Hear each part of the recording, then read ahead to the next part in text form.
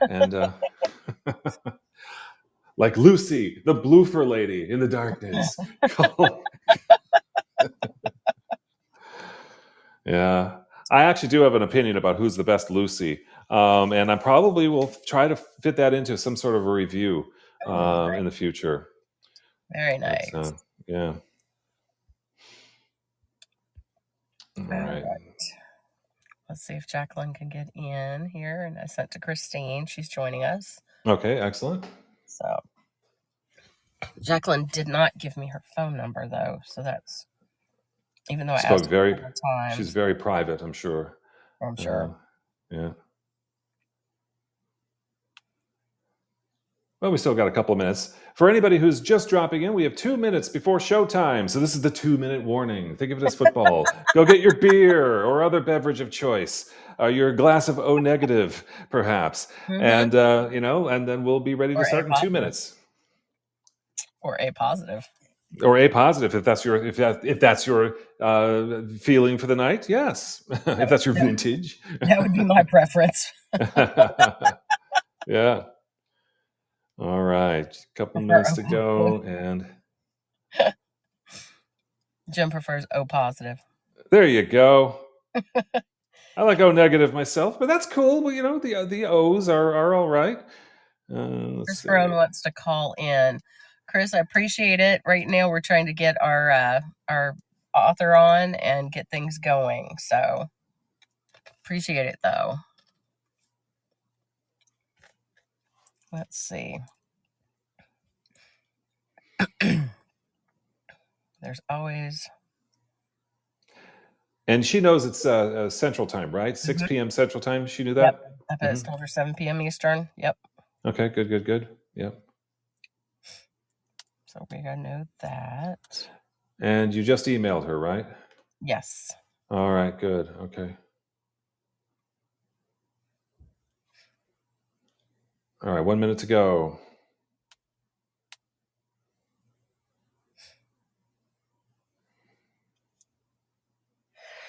Okay, shoot that off here. Hopefully.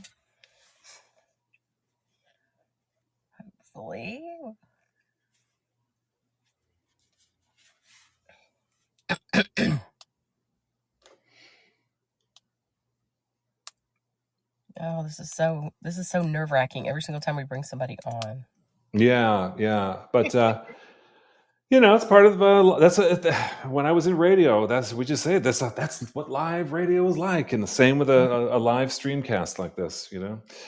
It's possible that that a guest could, if they live in another time zone, get it wrong. So I used to have trouble figuring out time zones as well. So I always try to let's see. I always try to just convert it to Central if I know that they're in Central. Let them know. But well, let's go ahead and get started because it is 7 o'clock. Yes, and then if we have a delay with our guest, then we can just move to the next segment and then bring in our guest after that, if you like. Yep, we can do that. Okay. All right. 3, 2, 1. Welcome to Vamp Chat with Dan and Eva, a podcast devoted to vampire fiction, fanged folklore, and the Gothic imagination. I'm Dan Klefstad, author of Fiona's Guardians and its forthcoming sequel. And I'm Eva Vertrees, author of the Fury trilogy. Book 1 of Fury is currently out, with Book 2, A Hellish Fury, coming in early 2025. Well, how are you doing this evening, Eva? I'm doing all right. A little sketchy on the voice. Have a little bit of some, the one thing that fall brings is Halloween and fun and allergies. Allergies. And yes, of course, as the kids go back to school, and I guess I'm really thinking about the little ones, they're little vessels of viruses, and come back home, and suddenly we have a flu, or we have, I don't know, maybe COVID or something. And yeah, I totally understand that. So that's why I've been adding garlic to even my breakfasts when I'm cooking an omelet or something like that, just to kind of boost my immune system. Well, my grandmother always used to call them God's bioterrorists. I love that. I'm going to remember that one. Oh my gosh. And Jacqueline just texted me. So or just sent me her phone number. I'm texting her to see. Okay. Very good. That. Well, So while you do that, I'll give a quick reminder here that our interview that we did, I think last week with Louisville Public Media, will air next week, the week of October 7, on WFPL 89.3 FM, and it will appear at lpm.org. Many thanks to Bria Jones for featuring us. We will share this interview on the VapChat Facebook page. So, Dan, this episode is your turn to lead the fanged folklore part of the show. So, what are you going to talk about today? Oh, Eva, I have found the first ever official reference to creatures called vampiri. This word makes its debut in a report written by a magistrate who supervised the exhumations of corpses. The report highlights the extreme measures taken by residents in a remote village who blamed a spate of deaths on, can you guess? I'm going to go with werewolves. Wait a second. Are you serious?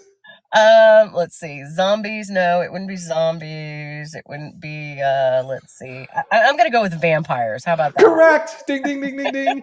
Yes, it is the first documented vampire panic in Western history. Now, some of the more recent panics occurred in the United States in the early 19th century, but I will talk about the ones that took place in Europe's richest and most powerful empire in the 18th century. Oh, okay. I can't wait to hear about that. So, Dan, a second ago, though, you mentioned vampire panics in the 19th century America, and tonight's guest uses one of these incidences in upstate New York as a jumping off point for her story. So, shall I introduce her? Oh, please do. Jacqueline. So tonight we are thrilled to be joined by Jacqueline Holland, author of a different kind of vampire tale called The God of Endings. So, Jacqueline, welcome to the show. Can you hear me? I can, yeah. Can you hear me? Yes, Yay! we're good. We're live. Yeah. Awesome. Thank you so much for having me on. Not a problem at all. So I just want to say for our listeners that we are going to have spoilers here. So be forewarned. That's right. So, Jacqueline, this story begins in upstate New York in the year 1834. Our protagonist, Anna, is learning from her father how to make ornate stone carvings during an outbreak of consumption, which we now call tuberculosis. So, as a result, many of the carvings are on gravestones. Anna's father dies, her brother too, and then she starts wasting away from this disease. Jacqueline, tell us about the mysterious figure who swoops in to give new life to Anna. That's fun. Yeah, so it's her step grandfather, who her parents sort of never had any dealings with because he came in and married her widowed grandmother. And as she puts it, the grandmother sort of seemed to sleepwalk into the union, and it was all very strange. So as Anna is sort of on her deathbed, he shows up and whisks her away. And this is during the vampire panic, which all of this is historically true, that people would have consumption and but they would think that it was vampires, that their friends and neighbors and family who had died before were coming back and draining the life from them, when actually is consumption. But so for me, it was fun to have an actual vampire walk into this scenario and see the ridiculous and disturbing things that these humans were doing and attributing to vampires. So he does take Anna away and tries to nurse her back to health. But when that is not going to happen, he decides to change her into one of his kind. Nice. I think she refers to little pinpricks on her neck or something like that, and that's where that's where the bite is delivered, and suddenly she's transformed. She has sort of a traumatic turning experience, because she's aware of it, and she's sick, and she's not really sure what's happening, why she's feeling the life drain away from her, and knows that her grandfather's presence is there. So it's all very disorienting and confusing and traumatic, and she sort of lives with that trauma for the rest of the story. Mm-hmm.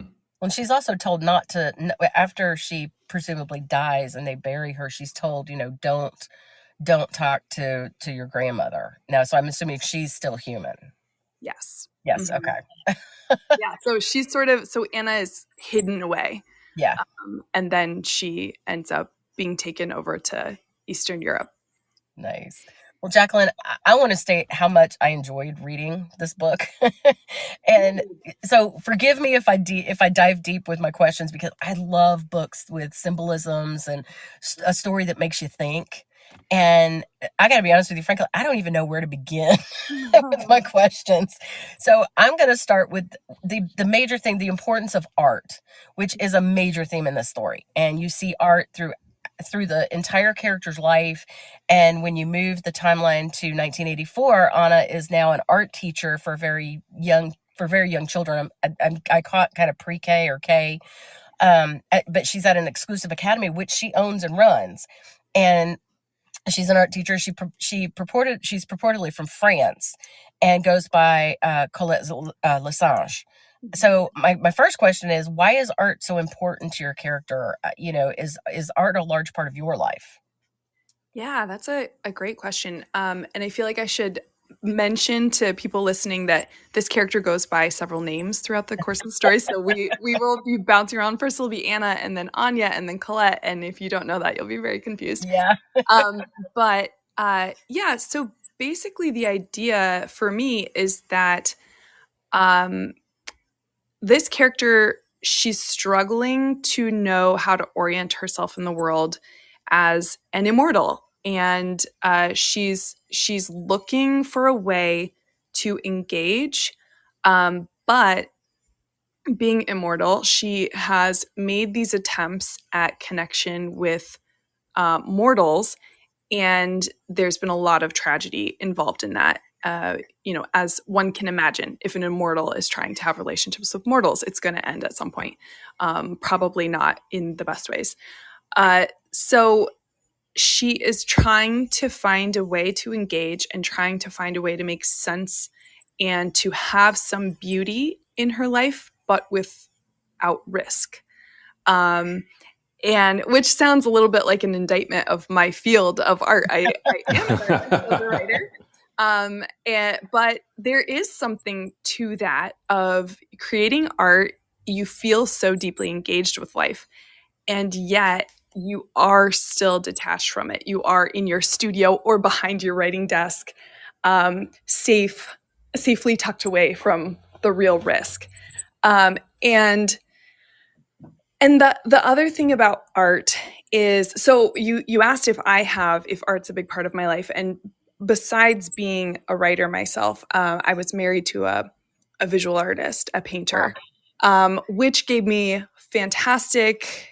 a wealth of insight. He was always trying to get me to paint, and he would give me lessons, and I would I'm not good at it, but I would take everything he taught me and then apply it to writing and storytelling and narrative.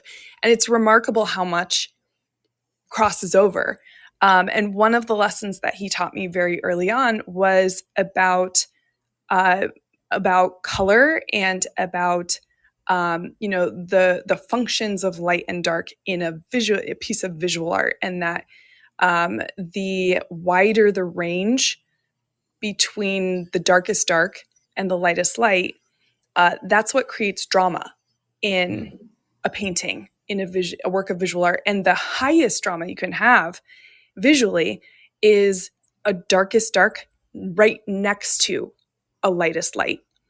And if you think about that, it's remarkable to me the way this visual truth this is scientific. This is about light and about the way our eyes work and things like that. But it is so true of life that, if you have a really simple existence and nothing bad ever happens to you, one wonders how, if that limits the intensity of the joy you can experience, or, if you need to know something of loss to value what you have, or just that kind of idea that the drama of lives and the drama of storytelling they require both highs and lows and light and dark, and that there's no escaping that.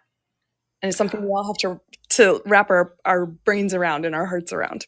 That is so true. And you actually, and when you said the light and the dark, you actually have a lesson in the book that you're teaching that references that. So it was really, now I see why you put that in there. But you're absolutely right.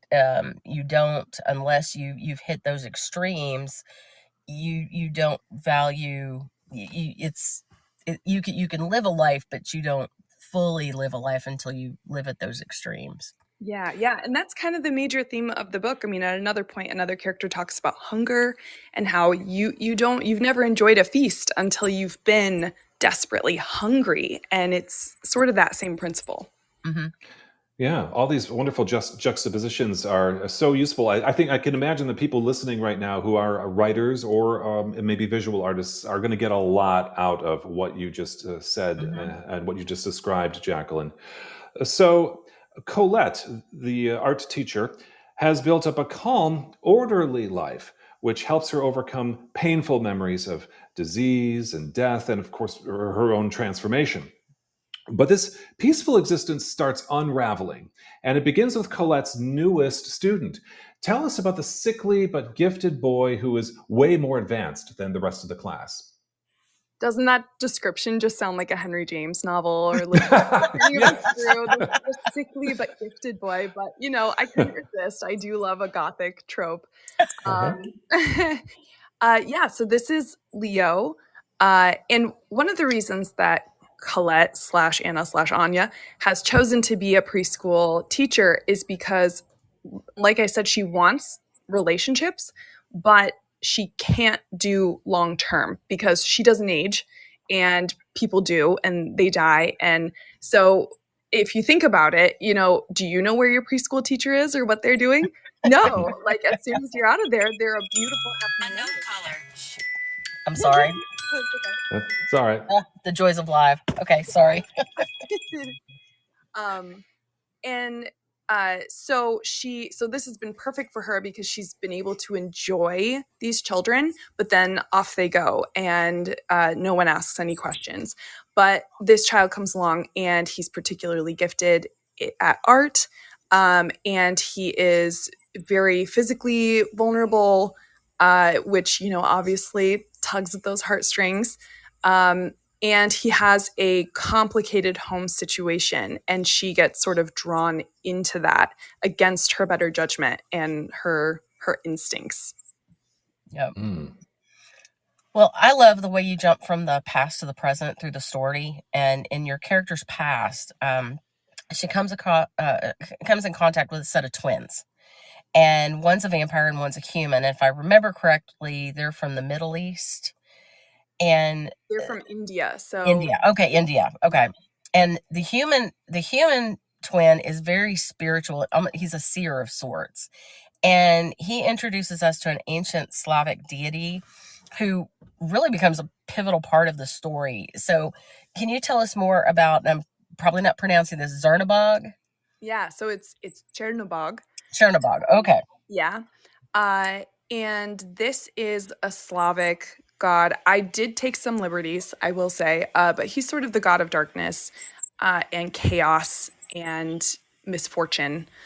And so these twins, they're very aware of these deities. There's also arguably a witch that is sort of mother to all of them. And she is knowledgeable about these Slavic gods. Christianity has come in and, the region has been Christianized, but these gods are still sort of spoken of. So she's called Anya at the time. But this god, Chernobog, becomes a presence, and there is a sort of calamity that befalls the family in that part of the book. And this dark god and destructive god seems to sort of preside over it.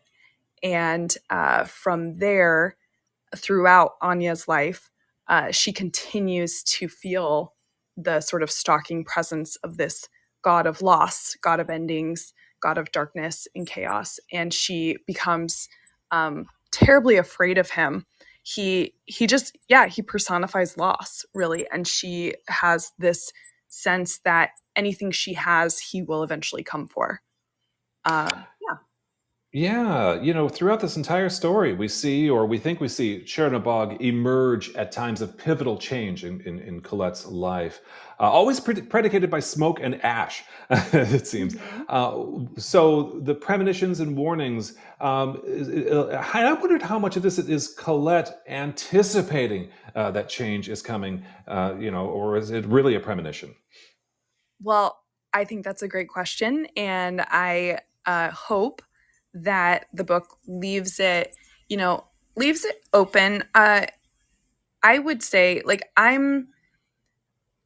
so this book has religious themes, it has psychological themes, and if you think about it, there's no clear demarcation of those things. One, really, we can know what we're physically touching and what we're looking at under a microscope, but we can't really know the difference between the things that we experience in our mind and our perception, if we are hallucinating, or if we're having a vision, or if we're crazy, so there's question. I think that the book does suggest that she is encountering some kind of actual phenomenon, because she talks with other people who have had encounters similar to hers, and there's evidence of actual phenomenon in the world, not just in her mind. But it's very hard for her to know, am I creating this story? Am I creating this significance in my mind? Or is this something real? Is this, what is this? And I think that that's kind of for the reader to explore, but not to be coy. I'm not trying to be coy, but I think it's because in life, those experiences, that's how they work. People have religious experiences, people have supernatural or paranormal experiences, and we cannot say at this point what is what's real, what's not, what's in the mind, so Right. Yeah. Oh, and I loved having just a little bit of ambiguity like that in a story. I think it just really enhances the story. So thanks for leaving just enough of that in there.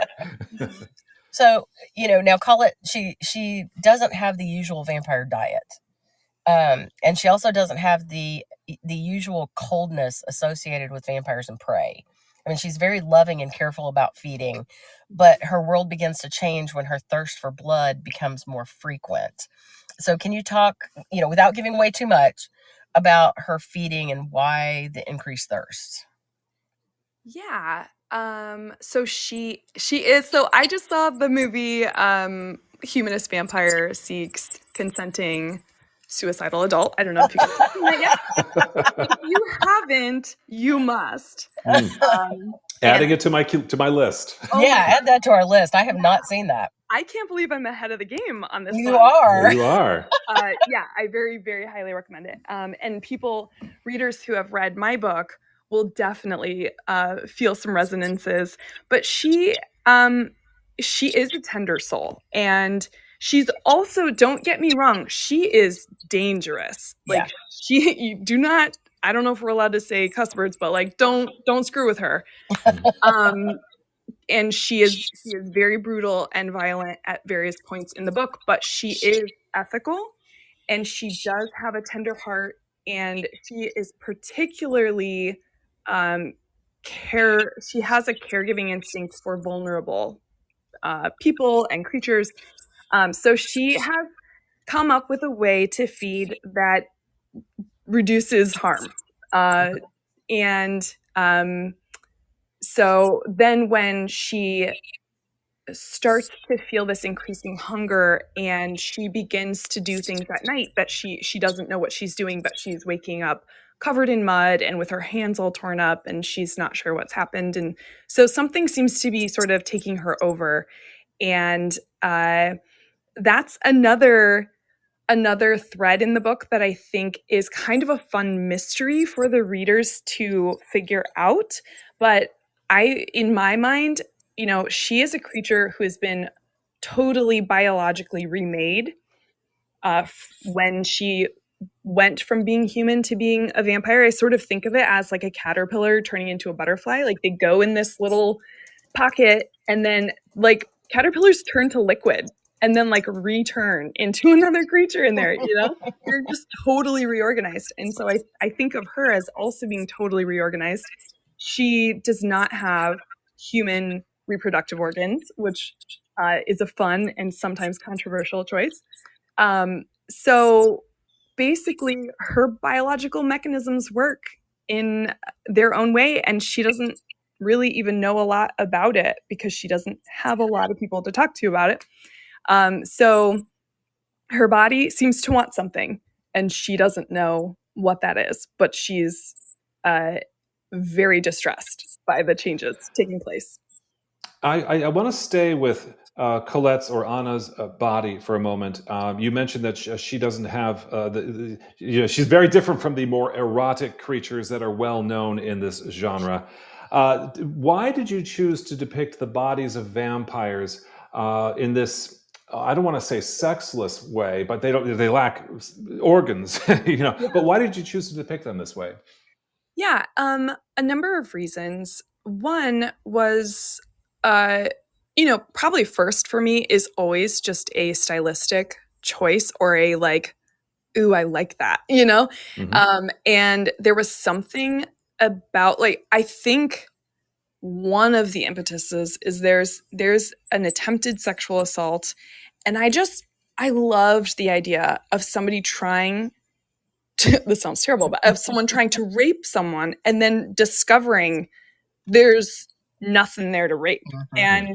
And just the disappointment, I think it, and then she further disappoints him, and it's the last disappointment he ever experiences. So, and I think in some way that's maybe every woman's fantasy, or maybe just I'm weird and twisted like that. But like, if somebody did attempt to assault me, I would definitely want it to go down in the way that it went down for her. But Okay. but then also, I think it was a choice. It was a signal to the reader that this is not a sexy vampire book. That's not what we're doing here. And I think for me, it was pleasant to me to make it distinctive in that way. And then that opens up the question, okay, if that's not what this is, then what is this? And I think that Colette she's a brain on legs. She's always thinking and philosophizing and trying to make sense of things. And she really struggles to be integrated with her body, with her appetites. And I can relate to her predicament. And so I think that it was sort of a further symbol of her problem, of her fundamental problem, which is being way up in her head and really struggling to trust herself, to exist in her like incarnate life, her physical life, a relational life with other people of flesh and blood.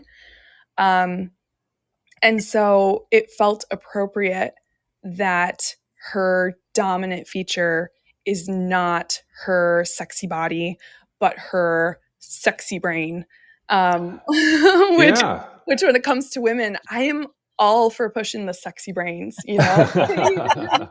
I will second that motion. Yes. It occurred to me that if there are any listeners right now who identify as ace or asexual, this might be a book that might interest them in a very real way. So just putting that out there. And it is not void of romance or even physical intimacy.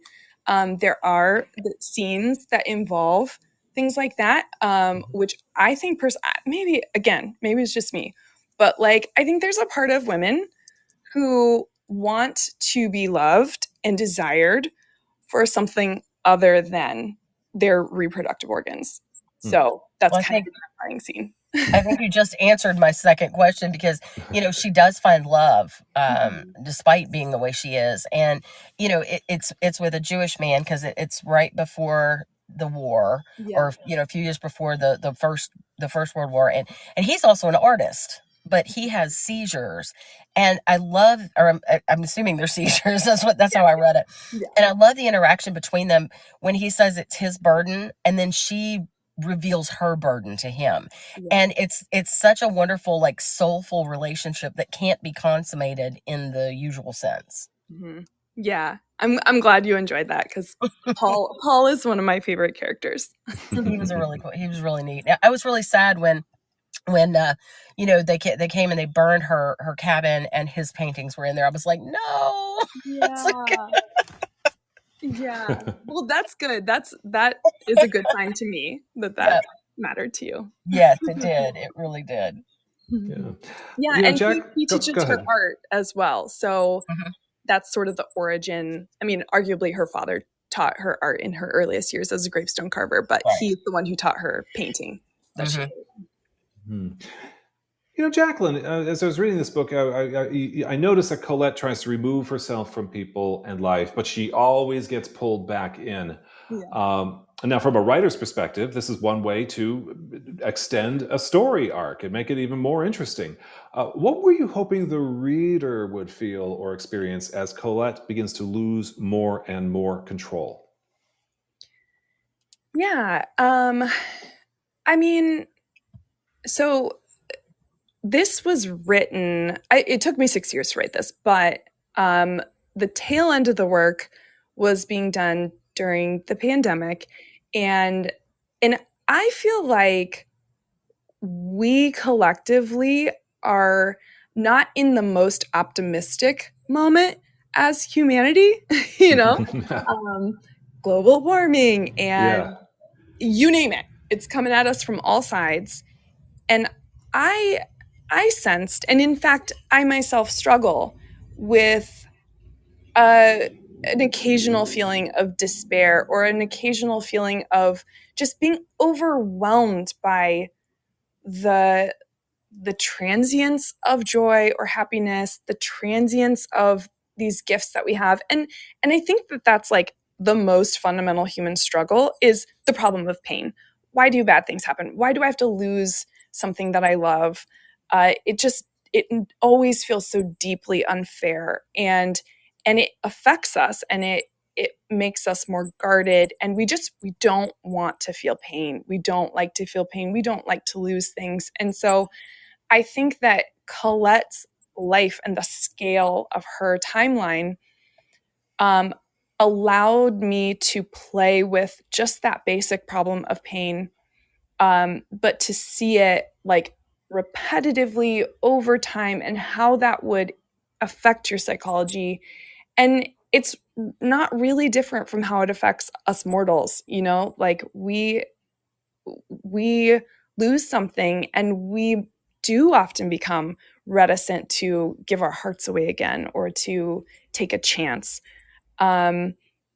So I hope that people relate, and I hope that people who have experienced loss can relate to her experience, and also to her struggle to know how to keep going and how to be brave, because that's what it comes down to when you the struggle to overcome pain in life and to live joyfully and engaged and taking risks. Every time you love something or someone, it's a risk.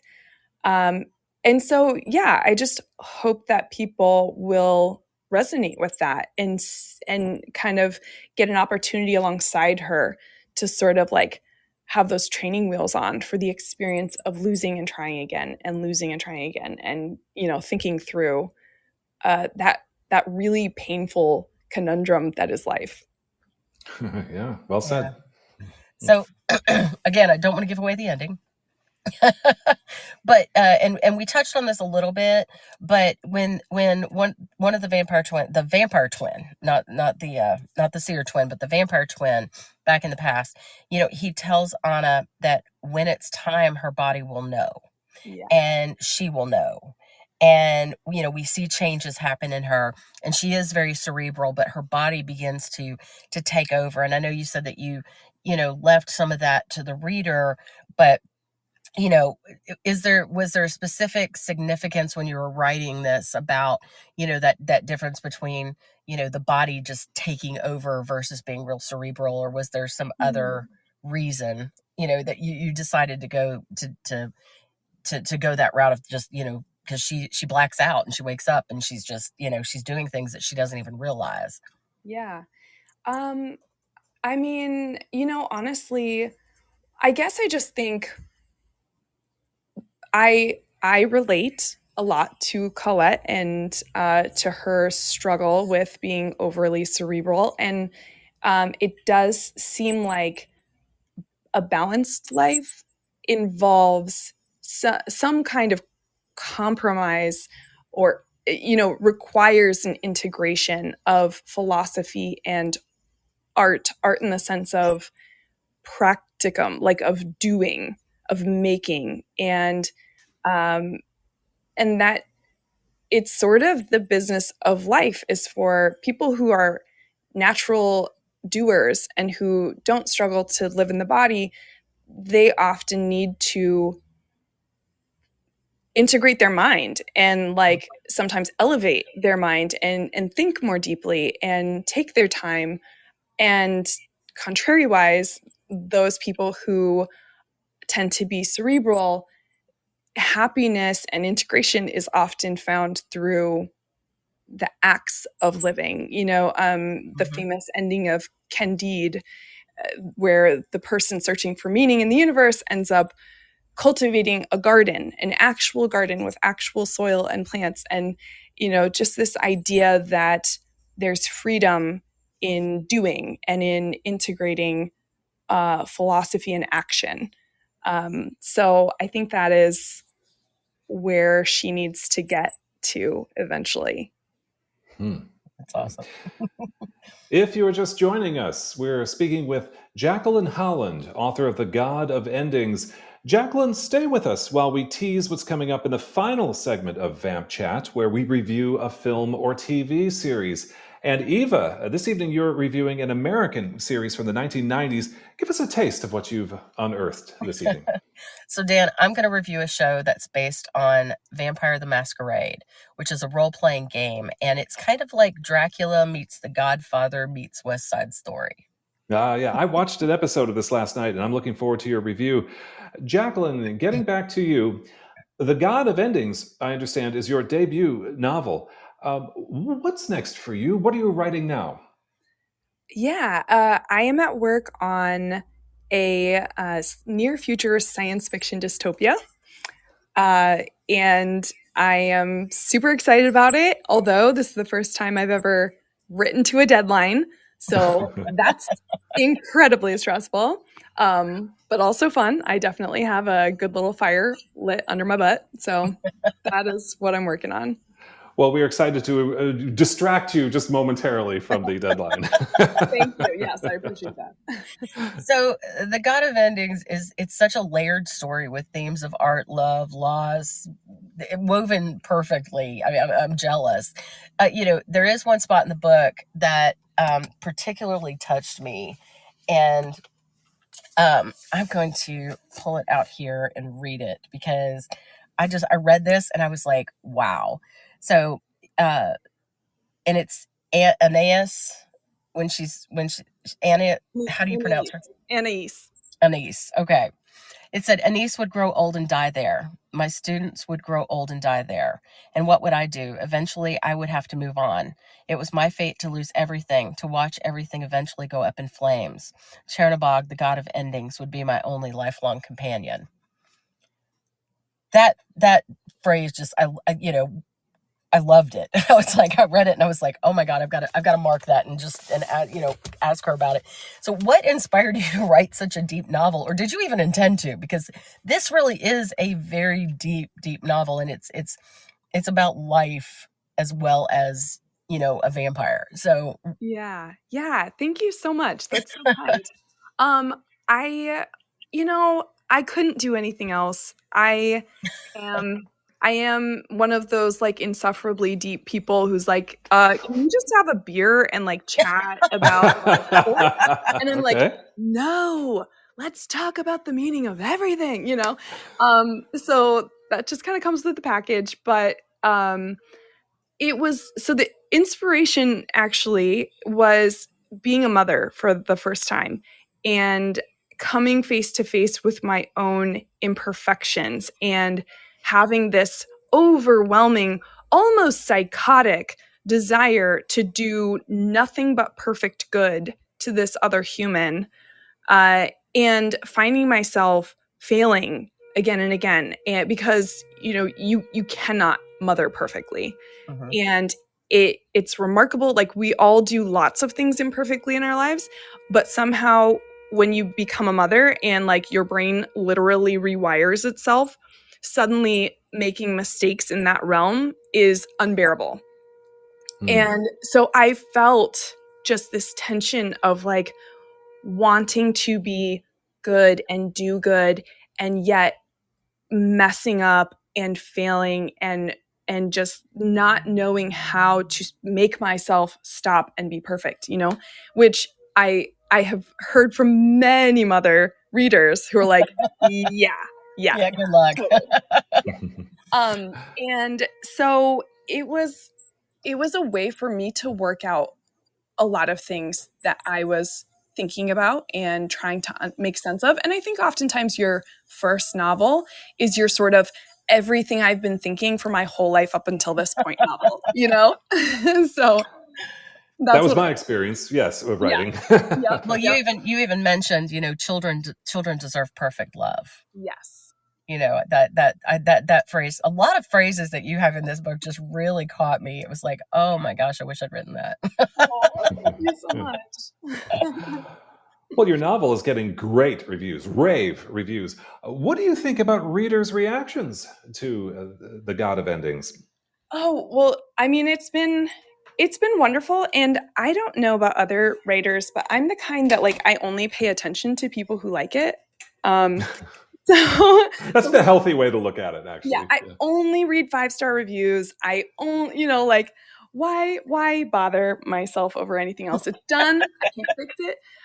So I mean, as you guys would know, like it's still amazing just that like anyone read it. Like if someone says, "Oh my gosh, I loved your book," it's like, wait, you read it? Like I'm the same way. it's so wild to me. And then on top of reading it, you liked it or loved it, or this character stood out to you or whatever. I mean, it's wild stream stuff.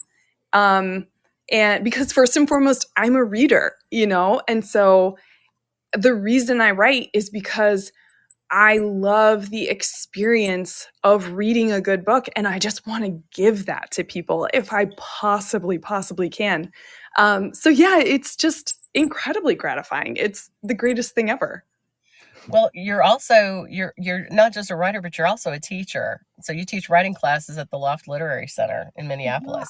I'm not We doing did that some research. currently. Yeah, I've taken a little break from that because, as I said, I'm under deadline, and so I'm like, I don't do dishes. I'm under deadline. Like, Well, but Colette is also a teacher. So, and I know you've said that Colette, when we write, my character Rachel is a lot of me, and you've said, Colette is how similar is Colette to you? Oh, that's a fun question. I think that there's a ton of overlap, but I think that I would be the friend who would be like, "Girl, let's just go for a run."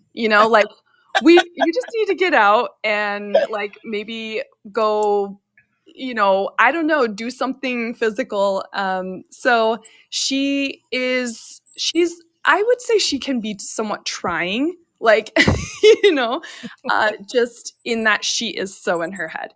But I think she channels a little bit of my like rock and roll in that like I would love to have gotten the opportunity to hunt Nazis in World War II. I think I really, really would have enjoyed that and excelled at it. So yeah, there's a good amount, but she is a little fancy for me. Okay.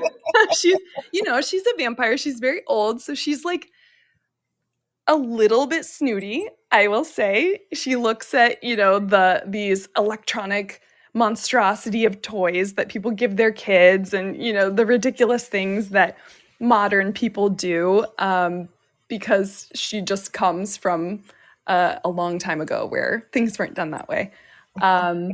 But yeah, we're definitely in the same family, for sure. We're related. Okay. Well, Jacqueline, during Vamp Chat, we ask each of our guests the same questions at the end of the interview. Eva, would you like to begin? Absolutely. So, Jacqueline, who is your favorite vampire of all time and why? Oh, great question. Who is my favorite vampire? Goodness. I think, this might the first thing that comes to mind is the classic Lucy Westenra from Dracula. Her story is just so terrifying and bewitching, and she's just so classic and evocative. I also love, so I got to do a lot of research. I did a lot of research on the lore of vampires rather than literary vampires per se. And there are vampire lores from Africa about skin shedding hags who fly off into the woods as a ball of fire. And, they're just like, in the Philippines, there are vampires who are flying and their intestines or entrails are just like trailing in the air behind them. So there's a lot of those that I'm also like, oh, please, someone write that book, please. We will be reviewing some of those on Vamp Chat. Absolutely. Yeah. All right. Second question. What vampire power do you wish you had? Oh, I'm a strength girl. I just want to be able to like punch through walls and stuff so bad. Yeah, I like it. Simple, straightforward, down the enemy goes. Okay, yep. Good. that explains the Nazis. That totally explains the Nazis. I have a lot of unexpressed aggression. I should be a boxer or MMA fighter or something like that. Okay, so are you Team Louis or Team Lestat? I am team. Oh goodness. Both. I like bits of both, and I think I have some characters that are channeling both, and I do love that like lofty remove of the really old vampire who's just like, you're taking this all too seriously, Yeah. All right. Well, so Dan, how do we score that? Because he's 3, he's Louis and I'm Lestat, and he's 3 and I'm 0. Well, I think it's a tie. Each of us gets half a point, I guess. 3.5 to 0.5. Okay, I'll take it. But it's not about us. It's about our guest. And Jacqueline, the final question is, would you want to be turned into a vampire? And if so, why? Oh, absolutely not. No, I've got enough problems as it is. I mean, that's just too much logistics for me. Logistics are my worst, like my weakest. Okay. No, the logistics of feeding, getting nourishment. Yeah, you mean? Concealing that you're never gonna die. Like, that's just too much for me. Okay, well, I think you're the first person to look at it from a logistics standpoint. I look at a lot from a logistics standpoint because I can handle very little besides writing. Well, what is that phrase? How does that go? Amateurs discuss strategy, professionals focus on logistics. So okay, yeah. I guess you're a pro. I am. Well, Jacqueline, oh my God, thank you so much for coming on to Vamp Chat. It's been wonderful reading The God of Endings and getting to know you. self-promotion time. Where can our listeners find your books? Oh, I mean, Barnes and Noble has been great. So you can usually find it there. If you are in the Twin Cities, I will make a plug for my favorite bookstore here, which is Other Skies Weird Fiction.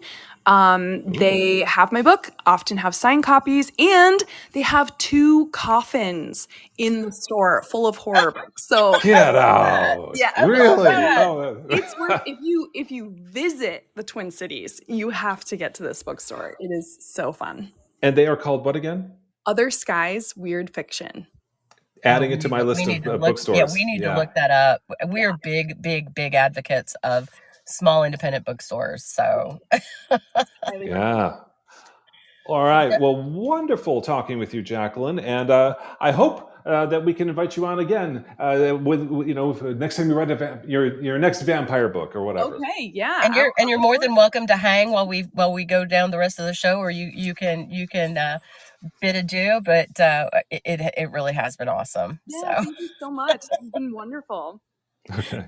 all right. Well, we've arrived at the fanged folklore part of our show. And Dan, I understand you've been researching how vampires were often blamed for rapid onset deaths among humans. So what have you got for us? Yes, Eva, I have a tale about the extremes. And we saw some of this in The God of Endings at the beginning. The extremes that humans will go to when they suspect someone in their village, someone who recently died, has become a vampire. Now, Eva, come with me to Serbia, Okay. a rural province which in the 18th century was in the southernmost corner of the Austrian Empire. Okay. The year is 1725, and locals are raising the alarm about a deceased peasant named Petar Blagojevich, who has risen from the grave and during a span of 8 days murdered 9 of his fellow villagers. Okay. That's a lot of work, right? Each of the victims died less than 24 hours after claiming that Petar visited them at night and tried to suffocate them. So this is like you keep that. Just keep that in the back of your mind for a moment. The suffocation part. The villagers persuaded their local priest and an imperial magistrate named Frombald to dig up Petar's body. And when they did, they noticed Petar didn't look dead. He was found to be completely free of decay and ripe with fresh blood. Okay. Creep, crawl, creep. Okay. Now, to keep Petar from rising again, they staked his heart and burned his body. We know this because Magistrate Frombald's report was published in an Austrian newspaper, the Wienerisches Diarium, or Vienna Diary, which is archived in Vienna. Okay. Furthermore, it contains the earliest mention of the word vampire or vampiri in an official context. But this was not the only vampire panic in Serbia. 6 years later, 13 villagers died after a deceased military veteran, Arnold Pavel, was seen walking about at night after he was buried. Pavel, I guess, broke his neck and died during an accident, but when he was alive, he frequently stated that he would become a vampire because, he said, he was plagued by one while fighting against the Turks. Soon after his burial, Pavel reportedly returned and tormented his family members who claimed Pavel throttled their necks with the intent of suffocating them. So the second time we have this kind of method of attack and death. So after the victims died, the villagers unearthed them along with Pavel, and many were determined to be vampires. They were staked and burnt with the ashes thrown back into the grave. But this does not appear to have worked.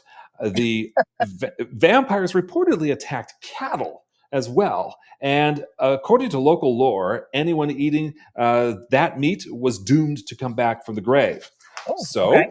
4 years later, 17 people died after a rapid illness, and military officers investigated. They exhumed the bodies and concluded, yeah, vampire. But they wanted a higher authority to investigate. Yeah, right. They wanted a higher authority to investigate. So they reburied the bodies and asked a regimental surgeon named Flukinger to investigate. Flukinger ordered the corpses exhumed again, dissected them this time, and confirmed, ja, Vampir. These bodies were then decapitated, burnt, and the ashes thrown into a nearby river. Flukinger then prepared an autopsy report and submitted it to his military superiors. This report was widely circulated throughout Europe and began to present a political problem for the imperial court, because this is the Enlightenment era, Eva. And tales of vampires ran counter to what was then the emerging modern thinking. Right. Furthermore, the Austrian Empire had rules about exhumations, and these were meant to be strictly enforced. So people started asking, what's the emperor doing to address this epidemic of exhumations? The imperial court explained this as the medieval superstitions of peasants who lived in that cultural backwater of Serbia that would take years to civilize. However, this excuse no longer held when, in 1755, the comparatively cultured province of Moravia experienced its own panic. In this case, 29 corpses were dug up and 19 of them were burnt. And Eva, this process was particularly gruesome because relatives were forced to drag the corpses through a hole carved into the cemetery wall using a hook and a rope. Ooh. And all of this was on the orders of the local Catholic bishop. So this backed the imperial court into a corner, and they had to act. The Empress, Maria Theresa, sent the highest-ranked commission ever to investigate. They were led by a professor of anatomy and the military's chief physician. Their report prompted the Empress to order Catholic authorities to report any supernatural phenomenon to secular authorities. Ooh, the first X-Files. Yeah, yes, in a way it really is. But also, in a very real way, vampires, or at least vampire panics, led to the separation of church and state. Oh, wow. That's kind of a wild one, isn't it? That is wild. So another interesting note, one of the panics that occurred in Serbia led to the first ever appearance of the word vampire in English. It was in a newspaper article about the events in Serbia published in Britain in 1732. And I guess I should probably address that bit about vampires strangling their victims. Yeah, I want to know about noted that because obviously this is counter to our understanding of how vampires attack, right? Mm-hmm. So it actually offers a clue as to what might actually have been killing these villagers. Okay. The victims reportedly said they were being suffocated, and this was retold by witnesses over and over again, which is one of the conditions for what psychologists call mass suggestion. Now, staying in the medical realm, it is easy to infer that the victims were dying of a disease that attacked the lungs. And one of the most communicable diseases back then was tuberculosis, a wasting disease that fits in well with legends of how vampires returned their victims night after night, progressively weakening them until they are dead. So we have nearly all the components of a vampire panic.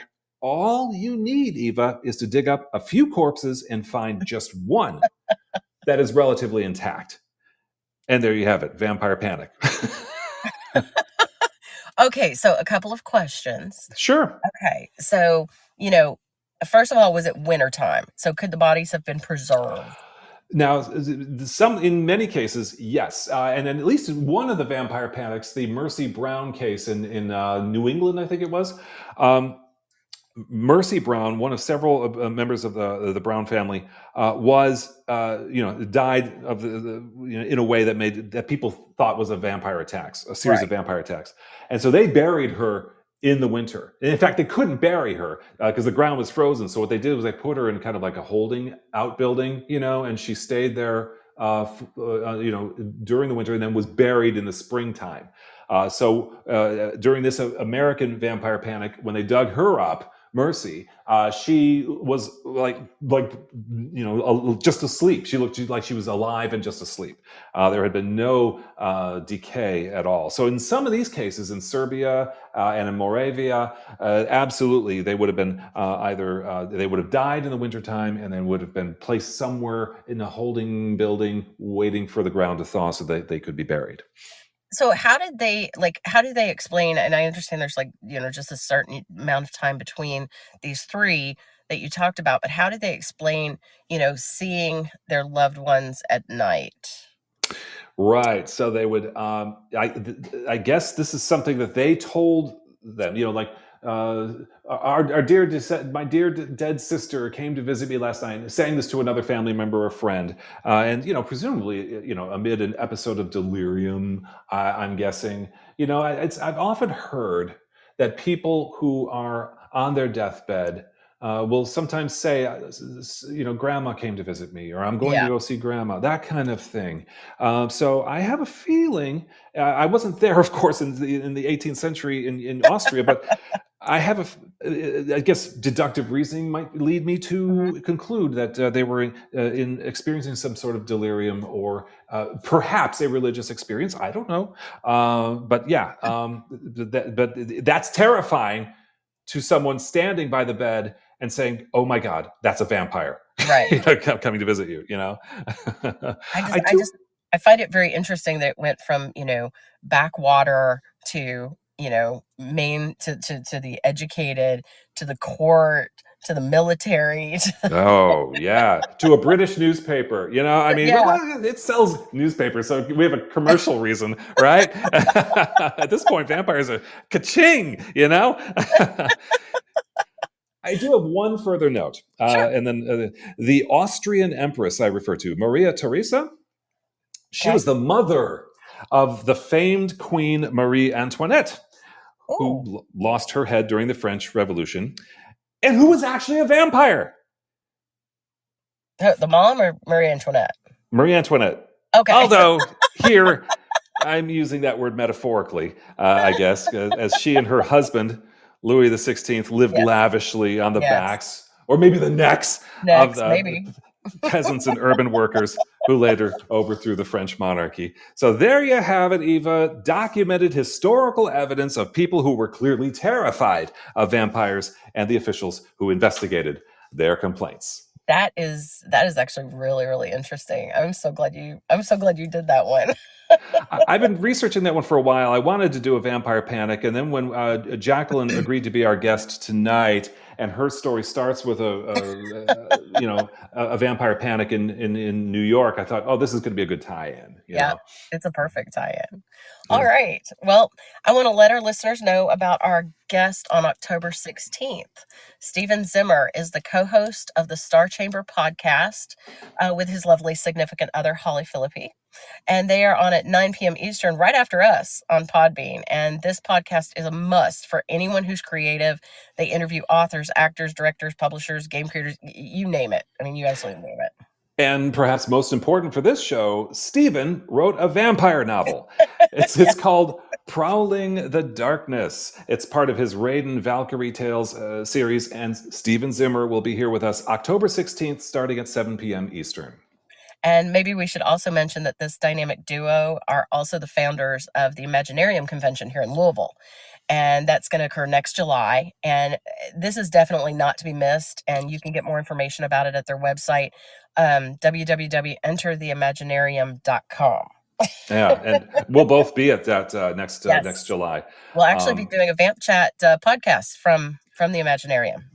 That's actually happening, huh? Yep, it's actually happening. Are we breaking news here? You know what? I think we are. Okay. We're not sure how it's going to happen, but we're going to do it. It might be on a night other than our usual Wednesday, but we're going to do this. Yeah, and it's from the Imaginarium, and it will be fun. They're putting us on the stage. They're putting us on the sound stage, and it's actually going to happen. So can't wait for that next July in Louisville. All right, this is the point in the show where we reveal what vampire video content we've been consuming. And tonight, Eva will review an American TV series from the 1990s. Okay, Dan. All right. Go with me on this. All right. Mm-hmm. Little bit more modern. It's 1996 in San Francisco. All right. And inside a lavish nightclub, the prince of the city spends some time talking with the beautiful club owner, right? This city has a prince. I He's the like prince. that. He's the prince of the city, and he's talking with this beautiful club owner. Okay, Mm. and they're having a business meeting, but there's no denying they're romantically involved by the looks of the leaned in, the body. They're leaned in, their body language. There's music and laughter permeates the club. People drink and hold conversations, and there's 1920s music in the background. Right, so just this beautiful setting. And then finally, they finish the business side of things, and the prince heads outside to his waiting car. Okay. And, across the street, there's a motorcycle gang. And the leader of the motorcycle gang comes over to speak with the prince. And right when they are mid conversation, tires squeal and a car speeds by.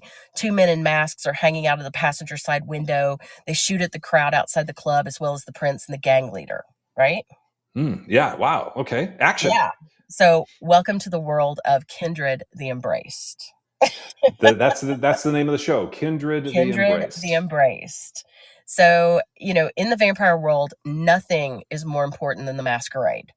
Okay, the masquerade, it's the hidden world of vampires, and it's to be protected at all costs. Humans must never know they exist. And, to be embraced into this world is to be turned. And based on who your sire is, determines what clan you belong to and what vampire traits you ultimately possess. I So, like that. I yeah, really like that it's premise. taking some tropes and really playing with them. So, one clan is the Toreadors, and they're led by a character, Lily Langtree. She's the beautiful club owner. They're artists and lovers of creativity, and they own all the nightclubs in the city. And then you've got the Ventrus, and they're nicknamed the Blue Bloods. They're cautious, honorable, social, elegant. So Julian Luna is the character. He is prince of the city, and he runs this clan. And he's prince because at this time, they are the most powerful. Got it. Got it? All right. We move on. Then you've got the Gangrels, and these are descendants of Inoia. I'm probably not pronouncing that right, but who was raised by wolves. And they're fiercely independent, hotheads. They aspire to be rockers and bikers. And Cash is their new leader, and he's Julian, the prince of the city. He's his bodyguard. So after their former leader and Cash's sire is killed by the Brujas. I like that name, the Brujas. Tell me more about them. Now, the Brujas are true rebels of the kindred. So they test traditions. They're led by a guy, Eddie Fiore, and although they're poorly organized, they're vicious and brutal. And Fiore wants nothing more than to be the prince. I mean, that is what he wants. Okay. And then finally, we have the Nosferatus, and they are subterranean and savage. And Daedalus, which I have to say is played by Jeff Kober, and I love him. Daedalus is Julian's enforcer and the clan's leader, the Nosferatu's leader. And they're the oldest of the clans, and while they're truly the strongest, they don't want anything to do with power, and they just want to be down in their subterranean lives. But they're treated with this reverence by the other clans. Like, nobody wants to mess with the Nosferatu. I mean, if the Nosferatu come for you, you're done. That's it. That's like the mafia or something. They right? are. It's totally. So you take all of the clans, you take all of that, and you add on top of it a cop who knows about the truth, and he's got a mission to expose Julian in the masquerade. You have a beautiful reporter who Julian, the prince, has taken a liking to. So that further threatens to expose the masquerade. And then you have this Romeo and Juliet situation between Julian's great granddaughter. He takes her in because she's got nowhere to go. And she is turned in an effort to get back at the prince. She's turned by the Brujas.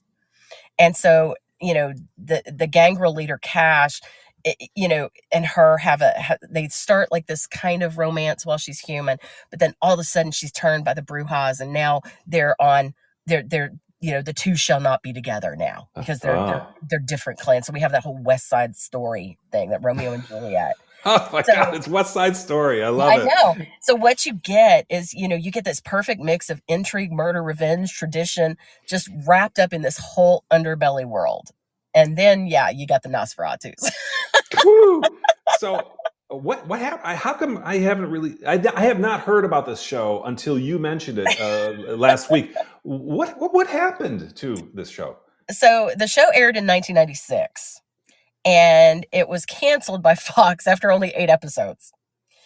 And there was some efforts by a U.S. cable network to continue the production of the series, but it was abandoned when the series star Mark Frankel, who played Julian, he was killed in a motorcycle accident in the fall of '96. So, Okay.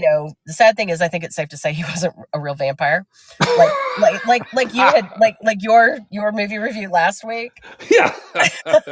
Yeah. Okay. He was Shadow of not a a real vampire. vampire. He Yeah. passed Okay. away. The show ended. So there's only 8 episodes. But now Kindred the Embraced, so the show is actually based on a role play tabletop game, Vampire the Masquerade. And that first came out in 1991, and then the video game came out in 2004.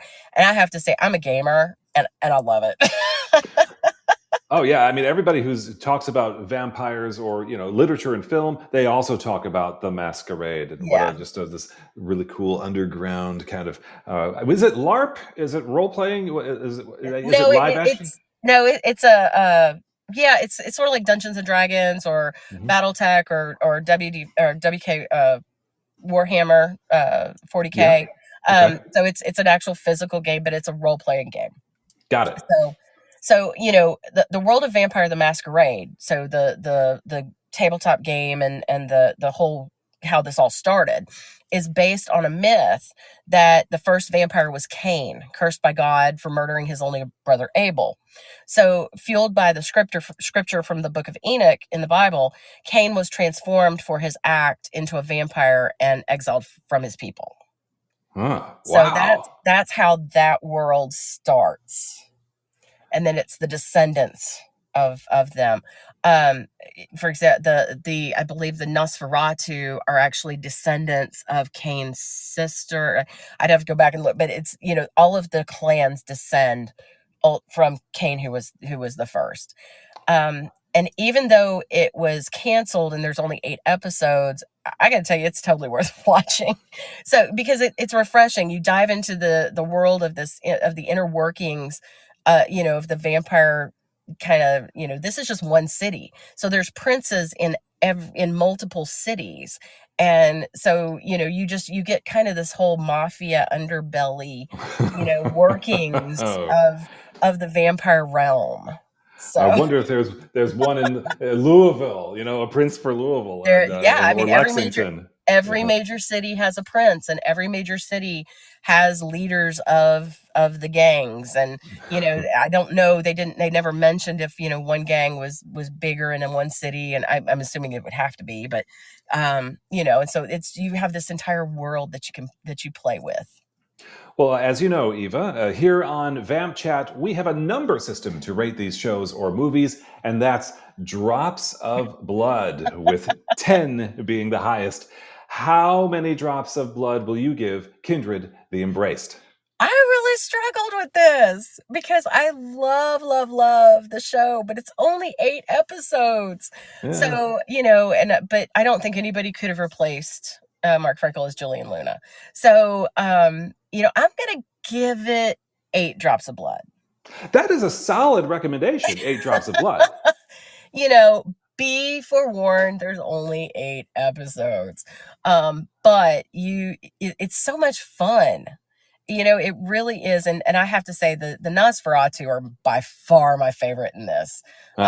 Just because they're just, and the way the makeup effects on them, they're not as ugly as the Nosferatu that you would normally see. They have a little more humanistic qualities to them.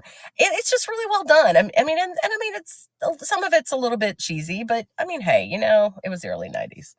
Well, of course, yeah. Well, that's great. 8 drops of blood for Kindred the Embraced. Sounds like a solid recommendation from you, Eva. And I guess we should just put it out there. Watch it. If you don't like it, don't send me hate mail. Okay, all right. So, a final note for this program. We are now entertaining sponsorship inquiries for Vamp Chat. So, if you want to inform our rapidly growing audience about your business or upcoming event, yeah, this is a great opportunity for those looking to reach folks who read about vampires, watch films or TV shows about the undead, and who are more likely to attend events geared toward their fellow creatures of the night. To sponsor Vamp Chat, email us at vampchatwithdanandeva@gmail.com, or you can reach out to us on Facebook or Instagram. And we look forward to introducing your business or event to our audience. Well, that's our show. Be sure to listen to our next episode of Vamp Chat on October 16th at 7 p.m. Eastern, when we talk with Steven Zimmer, author of Prowling the Darkness. And thank you to this evening's guest, Jacqueline Holland, author of The God of Endings. I'm telling you, it is a definite must-read. I second that, absolutely. And thanks to you for listening. And be sure to tell your friends about Vamp Chat with Dan and Eva. All right, children of the night, we wish you safe dreams. Just keep an eye open for those creatures of the night. And if you can't sleep, we have books to recommend. Be sure to sink your teeth into Dan's novel, Fiona's Guardians. Or this might be a perfect night to devour Eva's novel, A Fury. And with that, we bid you good night. night. You know, we're never going to get it. We're never going to get it soon. I still think it's awesome. Great episode, Eva. Looking forward to the next one. Thank you, Jacqueline. All right. Bye. Bye-bye.